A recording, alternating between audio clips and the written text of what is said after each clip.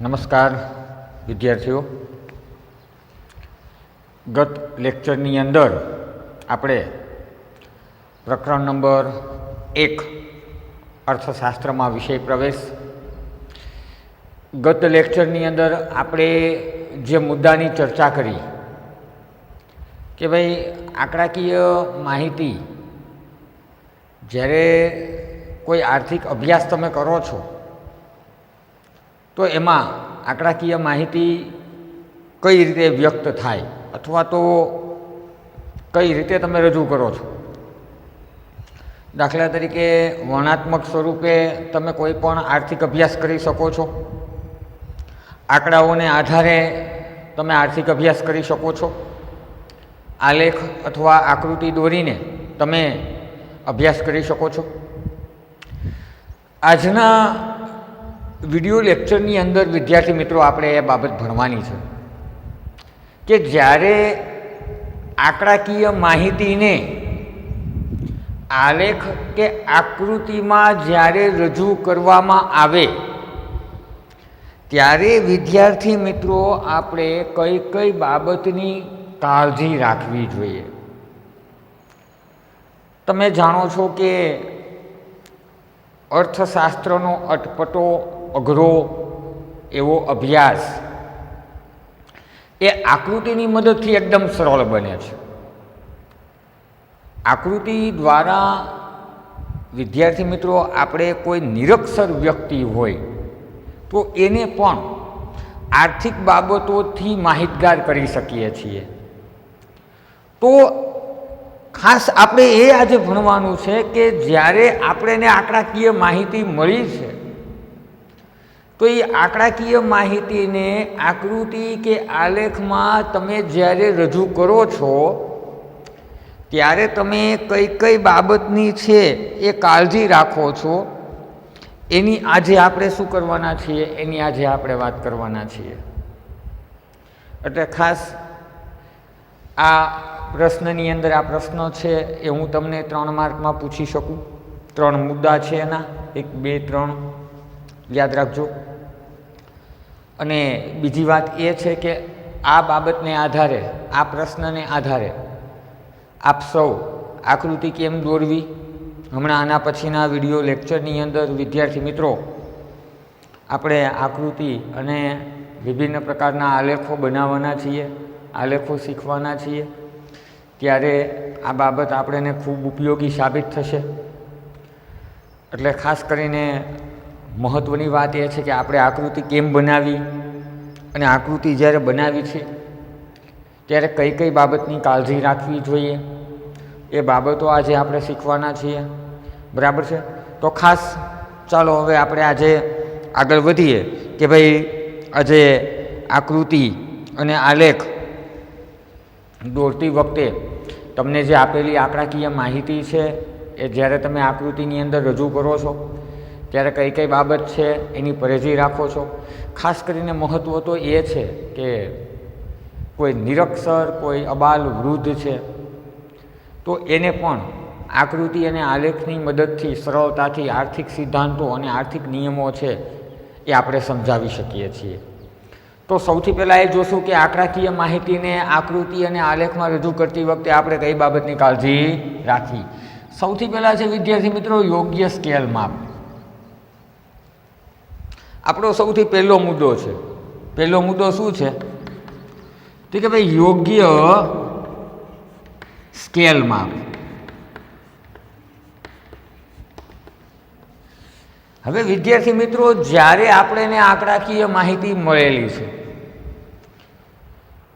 તો એ આંકડાકીય માહિતીને જ્યારે આપણે આલેખ કે આકૃતિ પસંદ કરી અને એમાં આપણે વ્યક્ત કરીએ છીએ, દોરીએ છીએ, ત્યારે સૌથી પહેલાં તો વિદ્યાર્થી મિત્રો આપણે શું લેવાનું છે? યોગ્ય સ્કેલ માપ. સ્કેલ માપ હંમેશા યાદ રાખવું. કઈ ધરી ઉપર હશે તો કે સ્કેલ માપ હંમેશા OY ધરી ઉપર હશે. આ બાબતની હંમેશા તકેદારી રાખવી. સ્કેલ માપ લેવો OY ધરી ઉપર. હવે સામે તમને જે આંકડાઓ આપ્યા છે એ આંકડાઓને અનુરૂપ સ્કેલ માપ નક્કી કરવો જોઈએ. દાખલા તરીકે આંકડાકીય માહિતીનું પ્રમાણ બહુ નાનામાં નાનું છે, દાખલા તરીકે વધુમાં વધુ 10 છે, નાનામાં નાનું 1 છે, તો અહીંયા તમે કયો સ્કેલ માપ લઈ શકો છો? તો કે મોટામાં મોટું 10 છે, નાનામાં નાનું 1 છે, જે આંકડાકીય માહિતી આપેલી છે એ પ્રમાણે. તો તમે અહીંયા સ્કેલ માપ 1 સેમી બરાબર કેટલા લઈ શકો છો? 2, 4, 6, 8 અને 10 ગોઠવાઈ ગયા. ખાસ આ રીતે આંકડાકીય માહિતી આલેખ અને આકૃતિની અંદર રજૂ કરી શકો છો. આ માટે સૌથી પહેલાં તો સ્કેલ માપ એટલે તમારે લખવાનું અહીંયા કે સ્કેલ માપ શું લીધું? તો કે સ્કેલ માપ ઓવાય ધરી કઈ રીતે? તો કહેવાય 1 સેમી બરાબર કેટલા ટકા લીધા? 1 સેમી બરાબર દાખલા તરીકે 2% લીધા. તો આ સ્કેલ માપ થયો. વિદ્યાર્થી મિત્રો, સ્કેલ માપથી શું થશે કે તમારી આકૃતિ છે ને કદમાં બહુ નાની નહીં બને, બહુ મોટી નહીં બને. જેમ તમે સ્કેલ માપ નાનો રાખો, સ્કેલ માપ એટલે કે દાખલા તરીકે 1 સેમી જ આપણે રાખવાનો છે. 1 સેમી બરાબર તમે 10 રાખો. જો બહુ મોટી આંકડાકીય માહિતી આપેલી હોય, દાખલા તરીકે કીધું હોય કે ભાઈ ભારતની અંદર વસ્તી બરાબર છે, ચાલો તમને એમ કીધું હોય કે ભાઈ ભારતની અંદર વસ્તી છે એ દર્શાવો, બરાબર. તો તમે એમાં સ્કેલ માપ શું લેશો? તો કે ભાઈ 1951ની અંદર ભારતની વસ્તી છે 36.1 કરોડની છે અને તમારે છેક ક્યાં જવાનું છે? 2011 સુધી. તો કે 2011માં વસ્તી 121.2 કરોડની છે. હવે આમાં તમારે કયો તમે સ્કેલ માપ નક્કી કરશો? હવે માની લો કે આમાં 5 કરો તો એ આકૃતિ ક્યાં જાય? કે આલેખ ક્યાં પહોંચે? બહુ વધારે મોટું થઈ જાય. તો ખાસ કરીને સૌથી પહેલાં શું જોવાનું છે? તો કે યોગ્ય સ્કેલ માપ છે, આંકડાઓને અનુરૂપ છે એ વિદ્યાર્થી મિત્રો આપણે શું કરવું જોઈએ? તો કે આંકડાઓને અનુરૂપ છે વિદ્યાર્થી મિત્રો આપણે સ્કેલ માપ નક્કી કરવો જોઈએ. એટલે કે દાખલા તરીકે 1 સેમી બરાબર 10%, આમાં આપણે શું રાખશું? 10 કરોડ જ રાખશું 1 સેમી બરાબર, બરાબર. અથવા તમે 20 રાખી શકો છો. 1 સેમી બરાબર 20 દાખલા તરીકે ઓવાઈ ધરી છે 20, 40, 60, 80, તો એ 100 અહીંયા પૂગી ગઈ. બોલો, સીધા મૂકો એટલે 120, હજી ઉપર જાઓ એટલે 140. આપણે 121 છે એટલે 140 લેવા પડે. તો વિદ્યાર્થી મિત્રો 1 સેમી બરાબર આમાં શું લીધું? 1 સેમી બરાબર શું લીધું? તો કે 20 કરોડ. આ સ્કેલ માપ થશે ઓવાઈ ધરી ઉપરનું. એટલે જ્યારે તમે આકૃતિ કે આલેખ બનાવો છો એમાં સૌથી પહેલી બાબતની કાળજી રાખવાની છે એ છે સ્કેલ માપની. એટલે જેમ કે 1 સેમી બરાબર 10 વર્ષ રાખ્યા હોય તો 10 વર્ષ અથવા ટકાવારી પ્રમાણ આપ્યું હોય તો તમે ટકાવારી પ્રમાણ લખી શકો છો. કરોડમાં વસ્તી આપી હોય તો તમે કરોડની વસ્તી છે એ કરી શકો છો. તો આમ એમ 1 સેમી બરાબર પછી ધીમે ધીમે આગળ વધવાનું. 1 સેમીમાં 20, બીજી સેમીમાં 40, ત્રીજી સેમીમાં 60, ચોથી સેમીમાં 80, 100, 120, 140. આ બધેનું પ્રમાણ એક સરખું હોવું જોઈએ. પછી તમે અહીંયા 1 સેમી લીધું, અહીંયા તમે 2 સેમી લો એમ નહીં ચાલે. તો વિદ્યાર્થી મિત્રો તમારી આકૃતિ છે કેવી પડે? તમારી આકૃતિ ખોટી સાબિત થાય. એટલે અહીંયા જેટલું પ્રમાણ લીધું છે એટલું જ પ્રમાણ અહીંયા લેવાનું છે. એટલે સૌથી પહેલાં તો શું કરવાનું છે? તો કે યોગ્ય સ્કેલ માપ, યોગ્ય સ્કેલના માપને આધારે તમામ વિદ્યાર્થીઓની આકૃતિ જો યોગ્ય સ્કેલ માપ હશે તો એકદમ કેવી થશે? એકદમ સરખી થશે. એટલે સૌથી પહેલાં યોગ્ય સ્કેલ માપ કે જ્યારે આંકડાકીય માહિતી આપણે એને આપેલી છે, આકૃતિ અને આલેખની અંદર જ્યારે એ માહિતી આપણે રજૂ કરીએ છીએ તો રજૂ કરતી વખતે સૌથી પહેલાં શું જોવાનું છે? યોગ્ય સ્કેલ માપ. યોગ્ય સ્કેલ માપના કારણે આકૃતિ કદમાં બહુ મોટી પણ નહીં થાય, બહુ નાની પણ નહીં થાય. આંકડાઓનું પ્રમાણ કેવું છે એ પ્રમાણે જ સ્કેલ માપ નક્કી કરવો જોઈએ. વિદ્યાર્થી મિત્રો, સ્કેલ માપ દર્શાવવો ફરજિયાત છે. બાકી તમારી આકૃતિની અંદર છે ઘણી બધી ઉણપ રહે છે. તો ખાસ કરીને સૌથી પહેલાં મુદ્દાની આપણે વાત કરી કે જ્યારે આપણે આકૃતિ અને આલેખ દોરીએ છીએ ત્યારે કઈ બાબતની કાળજી રાખવી જોઈએ? યોગ્ય સ્કેલ માપ. ઓકે, ચલો હવે આજનું આપણું બીજો ટોપિક શું છે કે તમે બીજી કઈ બાબતની કાળજી રાખશો? સૌથી પહેલાં સ્કેલ માપની તો ખબર પડી કે ભાઈ આકૃતિ અને આલેખ દોરતી વખતે ધ્યાનમાં રાખવાની બાબતમાં સૌથી પહેલું સ્કેલ માપ. હવે આપણે જોશું કે ભાઈ તમને જે આંકડાઓ મળ્યા છે એ આંકડાઓ કેવા છે? વિશ્વસનીય પ્રાપ્તિ સ્થાન, બરાબર છે. બીજી બાબત શું છે કે જ્યારે આંકડાકીય માહિતીને આકૃતિ અને આલેખમાં રજૂ કરતી વખતે તમે કઈ કઈ બાબતની કાળજી રાખશો? એમાં બીજી બાબત એ છે કે વિશ્વસનીય પ્રાપ્તિ સ્થાન, તમને જે આંકડાકીય માહિતી પ્રાપ્ત થઈ એ ખરેખર એકદમ પરફેક્ટ છે, સાચી છે? તમે જ્યારે આકૃતિ કે આલેખ બનાવો છો ત્યારે આપણો આગ્રહ હંમેશા એવો રાખવો જોઈએ કે ભાઈ સારી એવી સંસ્થાઓ કે જે પ્રતિ વર્ષ જુદા જુદા અર્થતંત્રના આર્થિક અભ્યાસો કરે છે તો એના આંકડા એકદમ સચોટ હોય. તો એ આંકડાઓ છે એ ખરેખર સાચા છે. એટલે ખાસ કરીને તમે જ્યાંથી આંકડાઓ મેળવો છો, આંકડાકીય માહિતી, એ વિશ્વસનીય પ્રાપ્તિ સ્થાન છે કે જે સર્વ માટે સ્વીકાર્ય હોય. દાખલા તરીકે હું તમને કહું કે ભાઈ રાષ્ટ્રીય સર્વે છે, આંકડાઓ બધા પરફેક્ટ હોય. વિશ્વ બેંકનો રિપોર્ટ છે, નેશનલ સેમ્પલ સર્વે છે, ઇન્ટરનેશનલ મોનિટરી ફાઉન્ડ છે. હવે આ બધી સંસ્થાઓ એવી છે કે ભાઈ પ્રતિ વર્ષ જુદા જુદા આર્થિક અભ્યાસો કરે છે. પ્રતિ વર્ષ દેશની અંદર ફુગાવાનું પ્રમાણ કેવું છે, વસ્તી વધારાનું પ્રમાણ કેવું છે, ગરીબીનું પ્રમાણ કેવું છે, ભાવ સપાટી કેવી છે, સેક્શન શું છે, મોંઘવારીનું પ્રમાણ કેવું છે, આંતરરાષ્ટ્રીય ટ્રેડના અંદર ચીજ વસ્તુઓના ભાવો કેવા છે, એના પ્રતિ વર્ષ આંકડાઓ આ બધી સંસ્થાઓ બહાર પાડે છે. હવે આ બધી સંસ્થાઓએ આપેલા આંકડાઓને આધારે જો તમે આકૃતિ અને આલેખ બનાવશો તો એકદમ કેવા થશે? તો કે સચોટ થશે. એટલે આર્થિક સિદ્ધાંતો કે તારણો જેના આધારે આપવામાં આવે છે, કોના આધારે આપવામાં આવે છે? તો કે ભાઈ આંકડાકીય માહિતીને આધારે આપવામાં આવે છે. તો એ આંકડાઓ વિશ્વસનીય હોવા જોઈએ, એકદમ પરફેક્ટ હોવા જોઈએ, વિશ્વ લેવલે તમામ દેશોને સ્વીકાર્ય હોવા જોઈએ, ખોટા ન હોવા જોઈએ. માની લો કે જો આંકડાકીય માહિતી તમને ખોટી મળી હોય તો સ્વાભાવિક છે કે તમારી આકૃતિ અને તમારો આલેખ છે એ કેવો પડશે? તો કે ખોટો પડશે. એટલે ખાસ કરીને વિશ્વસનીય આંકડાકીય માહિતી જે સર્વસામાન્ય હોય, જે બધા એક્સેપ્ટ કરી શકે, એટલે આકૃતિ કે આલેખની અંદર છે એની કોઈ ભૂલ રહે નહીં. તો ખાસ કરીને આવા આંકડાઓ છે આધારભૂત હોય, સંપૂર્ણ વિશ્વાસ સાથેના રજૂ થયેલા હોય, તાર્કિક વિશ્લેષણ સાથે રજૂ થયેલા હોય, તો એવા આંકડાકીય માહિતીને આધારે જો તમે આકૃતિ અથવા તમે આલેખ રજૂ કરશો તો ખાસ કરીને આકૃતિ અથવા આલેખ ખોટી પડવાની સંભાવના છે એ બહુ ઓછી રહે છે. એટલે ખાસ આ બીજો પોઈન્ટ હતો. પહેલો પોઈન્ટ આપણે જોયો યોગ્ય સ્કેલ માપ.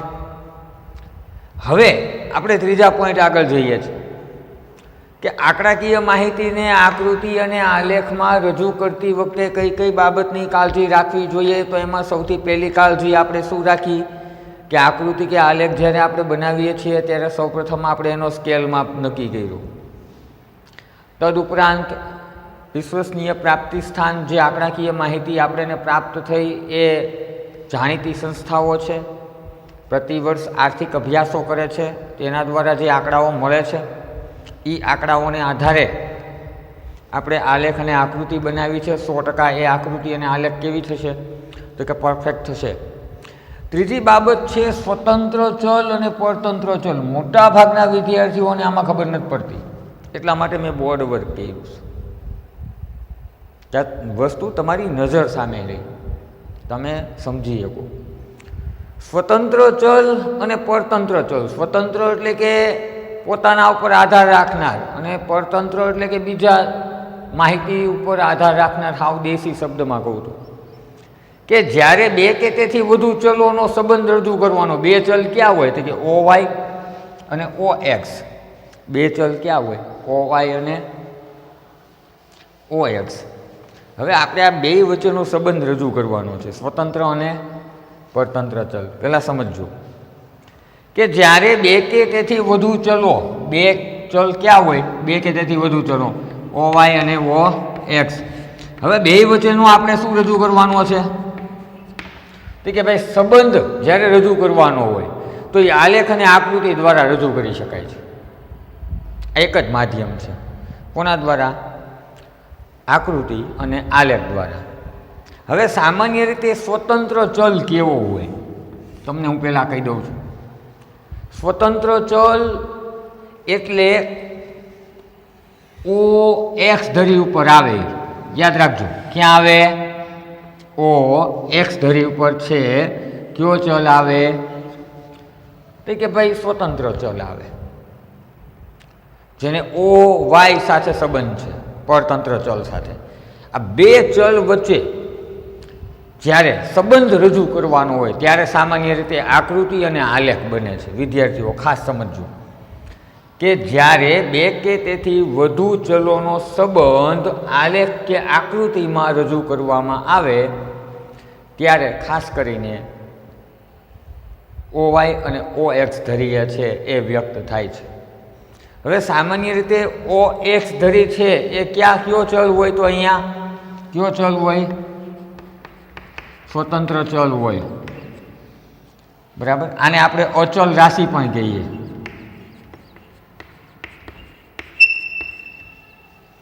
બરાબર. હવે અહીંયા શું શું આવે? તો કે અહીંયા દેશ આવે, પછી તો કે અહીંયા વર્ષ આવીએ, કે પછી તો કે અહીંયા વરસાદ છે, તમે એ રજૂ કરી શકો. ચોમાસું છે ઉદાહરણ આપી શકો.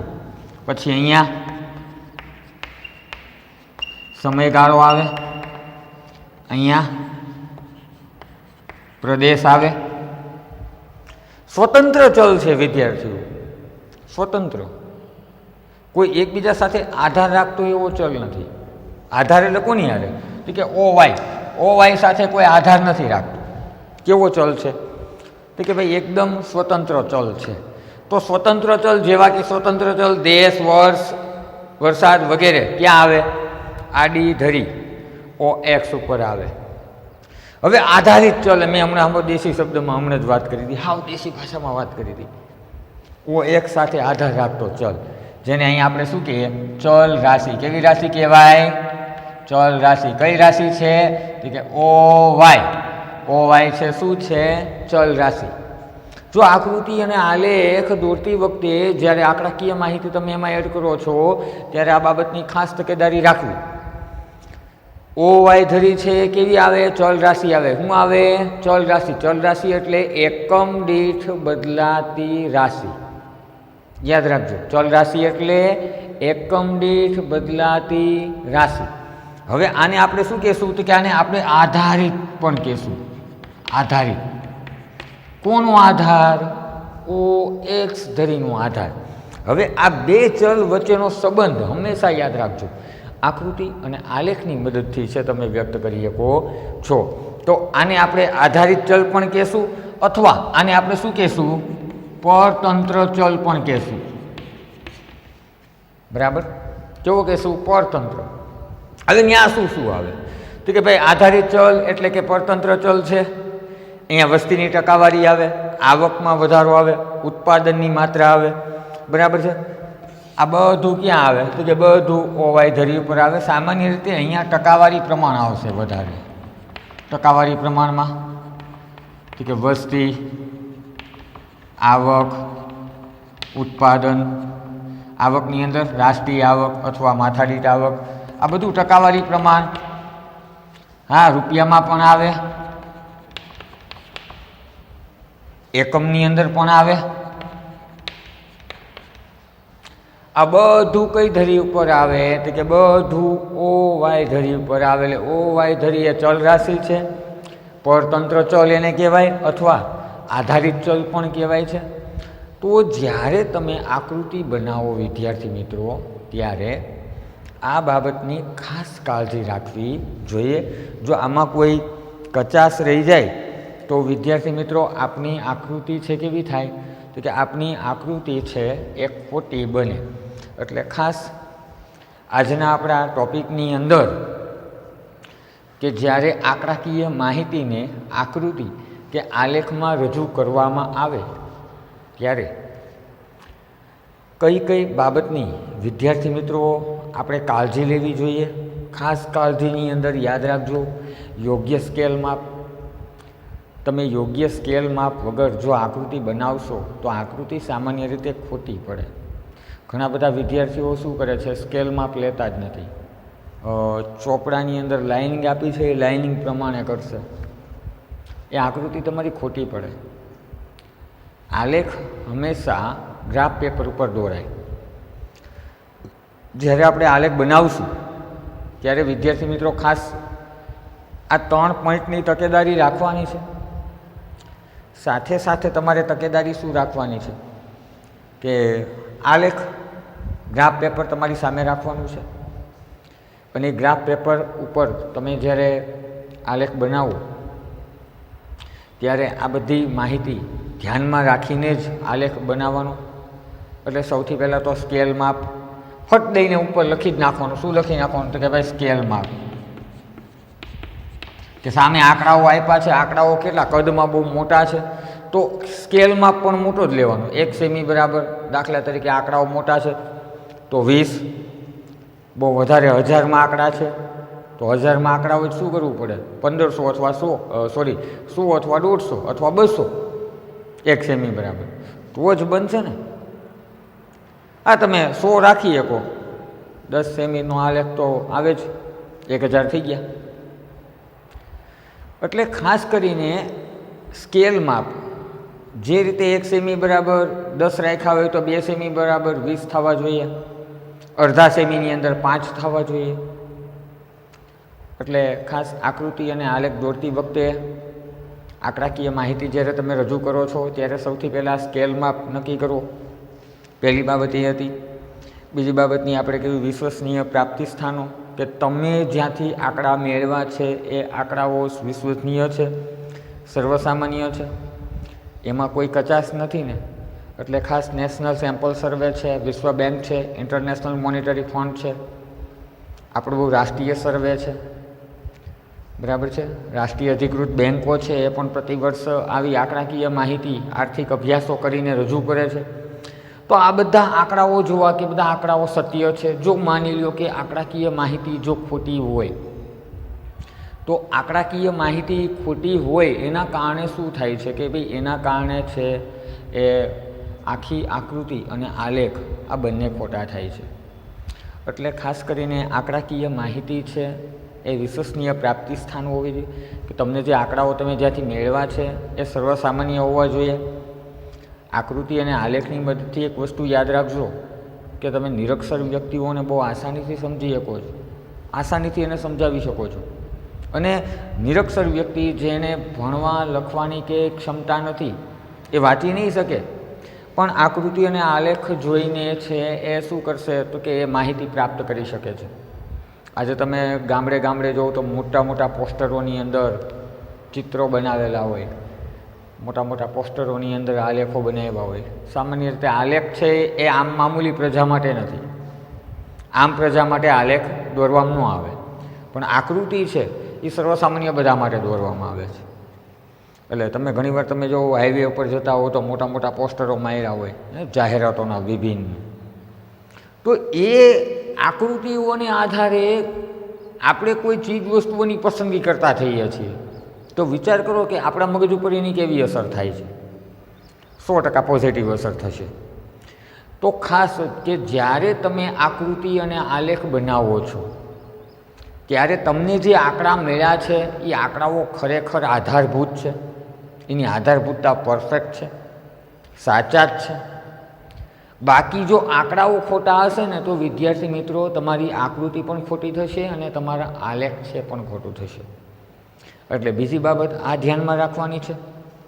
આ બે બાબત ધ્યાનમાં રાખ્યા પછી સ્વતંત્ર અને પરતંત્ર ચલની આપણે વાત કરી કે ભાઈ આકૃતિની અંદર બે ધરી આવે, ઓ એક્સ અને ઓ વાય. ઓ એક્સ ધરી છે સામાન્ય રીતે સ્વતંત્ર ચલ છે, જેને આપણે અચલ રાશિ કહીએ છીએ. એટલે કે એમાં કોઈ ચેન્જીસ નથી થતું, સ્વતંત્ર છે એટલે પોતાના ઉપર નિર્ભર છે. જ્યારે ઓ વાય ધરી છે એ ઓ એક્સ ઉપર નિર્ભર છે, એટલા માટે એને શું કીધું છે? ચલ રાશિ, એકમ દીઠ બદલાતી રાશિ કીધી છે, જેને આપણે શું કહીએ છીએ કે આધારિત ચલ રાશિ, અથવા એને આપણે શું કહીએ છીએ? પરતંત્ર ચલ.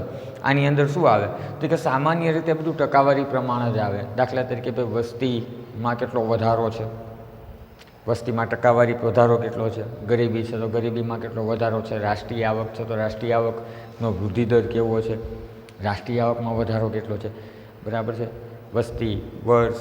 એ ઉપરાંત તમે જો ઉત્પાદન છે, કોઈ એકમ છે તો એની પણ ગણતરી છે એ ઓ વાય ધરીને આધારે થાય છે. તો સ્વતંત્ર ચલ અને પરતંત્ર ચલ. આકૃતિ કે આલેખ જ્યારે તમે બનાવો છો, આંકડાકીય માહિતી જ્યારે એમાં તમે પ્રસ્તુત કરો છો, ત્યારે તમારે સ્વતંત્ર ચલ અને પરતંત્ર ચલ શું છે એની પણ માહિતી મેળવી જોઈએ. આપણે આજે એની પણ માહિતી મેળવી. તો વિદ્યાર્થી મિત્રો, આજનો જે આપણો ટૉપિક હતો એ હતો આંકડાકીય માહિતીને આકૃતિ કે આલેખમાં રજૂ કરતી વખતે કઈ કઈ બાબતની પરેજી રાખવી જોઈએ. આ ટૉપિક ભણ્યા યાદ રાખજો. 11માની અંદર આ પ્રશ્ન હું તમને 3 માર્કમાં પૂછીશ, જ્યારે 12માની અંદર આ પ્રશ્ન આવશે. એટલે આપણા માટે તો રિવિઝન છે. ધોરણ 12માની અંદર પણ તમે આ પ્રશ્ન ભણવાના છો, એટલે આ બધું યાદ રાખજો. જરૂર પડે તો વિડીયો 1 વાર નહીં 2 વાર જોજો, 3 વાર જોજો. આના પછી આપણે આંકડાકીય માહિતી છે એનું મહત્ત્વ વિશે વાત કરશું. અર્થશાસ્ત્રના અભ્યાસની અંદર આંકડાકીય માહિતીનું મહત્ત્વ શું છે, આના પછીના વિડીયો લેક્ચરની અંદર આપણે એના વિશે વાત કરવાના છીએ. વિદ્યાર્થી મિત્રો, સમયાંતરે તમને PDF મળતી રહી છે બધા જ વિષયોની. આજથી તમને નામાની PDF મળશે. પહેલું ચેપ્ટર યાદ રાખજો. જ્યારે તમે એકાઉન્ટનો પીરિયડ જ્યારે તમે ભણતા હોવ ત્યારે એ તમારે એ માહિતી જે હું તમને PDF હમણાં મોકલીશ એ તમારે નજર સામે રાખવાનો છે. પાકી બુકની અંદર એ બધું નોટ કરવાનું છે. ઇકોનોમિક્સનો તમને ચેપ્ટર 1ની આખી PDF મેં મોકલી દીધી છે. આજે BA અને SPની પણ 1-2 દિવસની અંદર આખા ચેપ્ટરની તમને PDF મળી જશે. PDF મળે એટલે વિદ્યાર્થી મિત્રો પહેલું કામ એ કરવાનું છે કે પાકી બુકની અંદર એ ચેપ્ટર છે એને એડ કરી દેવાનું છે. યાદ રાખજો, ધોરણ 11માંનો ઘણો બધો કોર્સ ધોરણ 12માં ઉપયોગી છે. એટલે એવું નહીં સમજવાનું કે 11માંનું છે આ 12માં ઉપયોગી નહીં આવે, આવશે જ. એવી રીતે તૈયારી કરો. અત્યારે આ કોરોનાનો ત્રાસ દિન પ્રતિદિન આજે સમગ્ર વિશ્વ અને ખાસ કરીને ભારત ઉપર આજે વધતો જાય છે. કોઈ ચોક્કસ આની પર્ટિક્યુલર કોઈ દવા નથી, શોધખોળ ચાલી રહી છે. પણ આપણે બધા પોઝિટિવ વિચારીએ કે ભાઈ બહુ થોડા સમયની અંદર આપણે બધા આમને સામને આવશું. ખાસ ત્યાં સુધી આપ સૌ સલામત રહ્યો અને શાંતિથી અભ્યાસ કરો. અત્યારે ઓનલાઈન અભ્યાસ સિવાય વિદ્યાર્થી મિત્રો આપણી પાસે બીજો કોઈ રસ્તો છે નહીં. તો આગળના ટૉપિકની વાત આપણે પછી વાત કરશું. ધન્યવાદ.